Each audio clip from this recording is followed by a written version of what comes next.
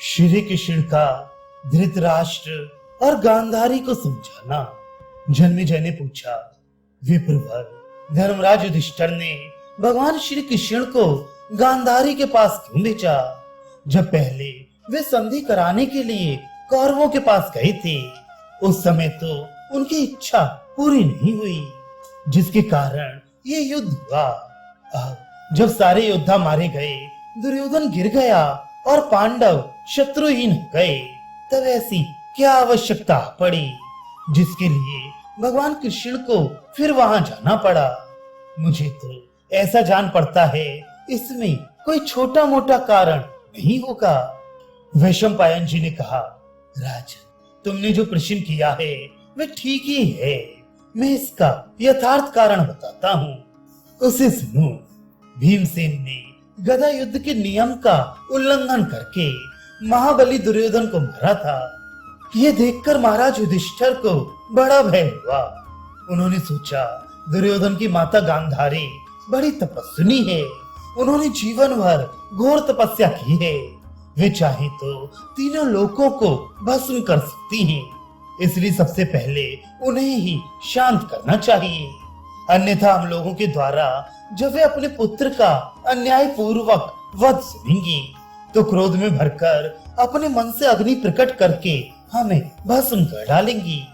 ये सब सोच विचार कर धर्मराज ने श्री कृष्ण से कहा, गोविंद, आपकी ही कृपा से हमने अकंटक राज्य पाया है। अपने पुरुषार्थ से तो हम उसे पाने की बात भी सोच नहीं सकते थे। आपने ही सारथी बनकर हमारी सहायता और रक्षा की है। यदि आप इस युद्ध में अर्जुन के कर्णधार ना होते, तो ये समुद्र जैसी कौरव सेना को जीतकर उसके पार हम कैसे पहुंच पाते? हम लोगों के लिए आपने कौन कौन सा कष्ट नहीं उठाया? गदाओं के प्रहार, परघों की मार, शक्ति, भिंदीपाल, तोमर और फरसों की चोटें सही, तो शत्रुओं की कठोर बातें भी सुनी, किंतु दुर्योधन के मारे जाने से सब सफल हो गया। इस प्रकार यद्यपि हम लोगों की विजय हुई है, तथापि अभी हमारा चित्त संदेह के झूले में झूल रहा है।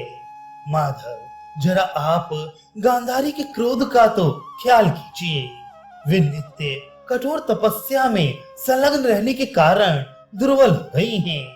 अपने पुत्र पौत्रों का वध सुनकर निश्चय ही हमें भस्म कर डालेंगी, इसलिए इस समय उन्हें प्रसन्न करना आवश्यक है। पुरुषोत्तम, जब वे पुत्र के शोक से पीड़ित हो क्रोध से लाल लाल आंखें करके देखेंगी, उस समय आपके सिवा दूसरा कौन उनकी ओर दृष्टि डालने का साहस करेगा? अतः उन्हें शांत करने के लिए एक बार आपका वहां जाना उचित मालूम होता है। आप ही से इस जगत का प्रादुर्भाव होता है और आप ही में प्रलय। अतः आप ही यथार्थ कारणों से युक्त समुचित बात कहकर गांधारी को शीघ्र शांत कर सकेंगे। बाबा व्यास जी भी वही होंगे। आपको पांडवों के हित की दृष्टि से हर एक उपाय करके गांधारी का क्रोध शांत कर देना चाहिए। धर्मराज की बात सुनकर भगवान कृष्ण ने दारुक को बुलाया और उसे रथ तैयार करने की आज्ञा दी। दारुक ने बड़ी फुर्ती से रथ सजाया और उसे जोतकर भगवान की सेवा में ला खड़ा किया। भगवान उस पर सवार हो तुरंत हस्तिनापुर को चल दिए और रथ की घरघराहट से तुरंत नगर को गुजारते हुए वहां जा पहुंचे। नगर में प्रवेश करके रथ से उतरे और धृतराष्ट्र को अपने आने की सूचना देकर उनके महल में गए। जाते ही व्यास जी का दर्शन हुआ, जो पहले से ही वहां पधारे हुए थे। श्री कृष्ण ने व्यास जी तथा राजा धृतराष्ट्र के चरण छुए और गांधारी को भी प्रणाम किया। फिर वे धृतराष्ट्र का हाथ अपने हाथ में ले फूट फूट कर रोने लगे। उन्होंने 2 घड़ी तक शोक के आंसू बहाए, फिर जल से आंखें धोकर विधिवत आचमन किया और धृतराष्ट्र से कहा, भारत, आप वृद्ध हैं, इसलिए काल के द्वारा जो कुछ संगठित हुआ और हो रहा है वह आपसे छिपा नहीं है। पांडव सदा से ही आपकी इच्छा अनुसार बर्ताव करते हैं। उन्होंने बहुत चाहा कि किसी तरह हमारे कुल का नाश ना हो। वे सर्वथा निर्दोष थे, तो भी उन्हें कपट पूर्वक जुए में हराकर वनवास दिया गया। नाना प्रकार के वेश बनाकर उन्होंने अज्ञातवास का कष्ट भोगा। इसके अलावा भी उन्हें असमर्थ पुरुषों की तरह बहुत से क्लेश सहने पड़े। जब युद्ध छिड़ने का अवसर आया तो मैं स्वयं आपकी सेवा में उपस्थित हुआ और ये झगड़ा मिटाने के लिए मैंने सब लोगों के सामने आपसे केवल 5 गांव मांगे थे, किंतु काल की प्रेरणा से आप भी लोभ में फंस गए और मेरी प्रार्थना ठुकरा दी गई। इस तरह सिर्फ आपके अपराध से संपूर्ण क्षत्रियों का सहान हुआ है। भीष्म, सोमदत्त, बाहिक, कृप, द्रोण, अश्वत्थामा और विदुर जी भी आपसे सदा संधि के लिए प्रार्थना करते रहे, किंतु आपने किसी का कहना नहीं माना।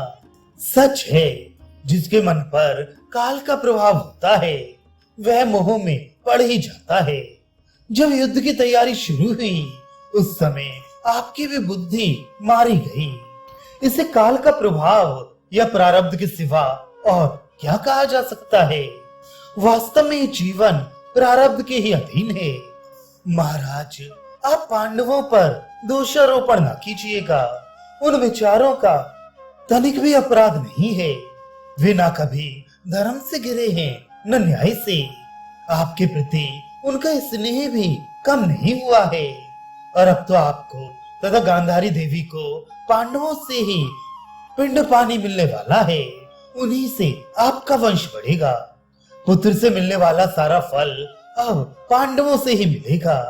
इसलिए आप लोग पांडवों के प्रति मन में मैल ना रखें, उनकी बुराई ना सोचें, अपना ही अपराध या भूल समझकर उनका कल्याण बनाएं, उनकी रक्षा करें।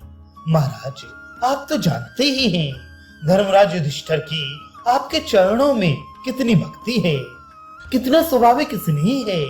उन्होंने अपनी बुराई करने वाले शत्रुओं का ही संहार किया है, तो भी वे उनके शोक में दिन रात जलते रहते हैं। उन्हें तनिक भी चैन नहीं मिलता। आप और गांधारी के लिए तो वे बहुत शोक करते हैं। उनके हृदय में शांति नहीं है। लज्जा के मारे उन्हें आपके सामने आने की हिम्मत नहीं पड़ती। राजा धृतराष्ट्र से इस प्रकार कहकर श्री कृष्ण शोक से दुर्बल हुए गांधारी देवी से बोले, कल्याणी, मैं तुमसे भी जो कह रहा हूँ उसे ध्यान देकर सुनो। आज संसार में तुम्हारी जैसी तपस्विनी स्त्री दूसरी कोई नहीं है। तुम्हें याद होगा उस दिन सभा में मेरे सामने ही तुमने दोनों पक्षों का हित करने वाला धर्म और अर्थयुक्त वचन कहा था, किंतु तुम्हारे पुत्रों ने उसे नहीं माना। दुर्योधन विजय का अभिलाषी था, उससे तुमने रुखाई के साथ कहा, ओ मूर्ख, जिधर धर्म होता है उसी पक्ष की जीत होती है। राजकुमारी, तुम्हारी वही बात आज सत्य नहीं है। ऐसा समझकर मन में शोक ना करो। तुम में तपस्या का बहुत बड़ा बल है।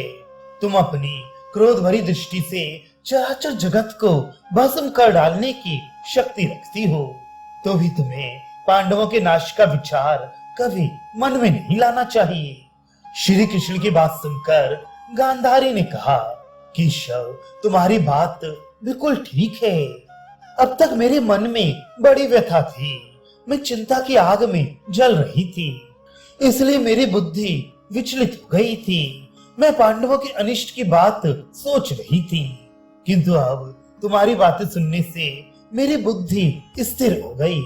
क्रोध का आवेश जाता रहा। जनार्दन, ये राजा अंधे हैं, बूढ़े हैं और इनके पुत्र मारे गए हैं। इसके कारण शोक से पीड़ित भी हैं। अब वीरवर पांडवों के साथ तुम ही इनको सहारा देने वाले हो। इतना कहते कहते गांधारी आंचल से मुंह ढांप कर फूट फूट कर रोने लगी। पुत्रों के शोक से उसे बड़ा संताप होने लगा। उस समय श्री कृष्ण ने कितने ही कारण बताकर, कितनी ही युक्तियां देकर गांधारी को सांत्वना दी, धीरज बताया। धृतराष्ट्र तथा गांधारी को आश्वासन देने के पश्चात भगवान ने अश्वत्थामा के भीषण संकल्प का स्मरण किया। फिर तो वे तुरंत खड़े हो गए और व्यास जी के चरणों में मस्तक झुकाकर राजा धृतराष्ट्र से बोले, महाराज, अब मैं यहाँ से जाने की आज्ञा चाहता हूँ, आप शोक ना करें।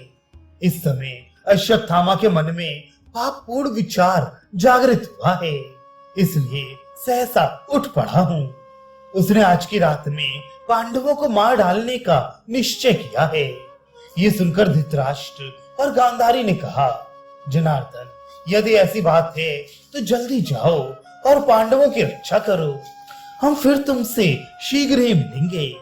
तदनंतर भगवान श्री कृष्ण दारुक के साथ तुरंत चल दिए। उनके जाने के बाद महात्मा व्यास जी धृतराष्ट्र को आश्वासन देने लगे। छावनी के पास पहुंचकर श्री कृष्ण पांडवों से मिले और हस्तिनापुर का सारा समाचार उन्हें कह सुनाया।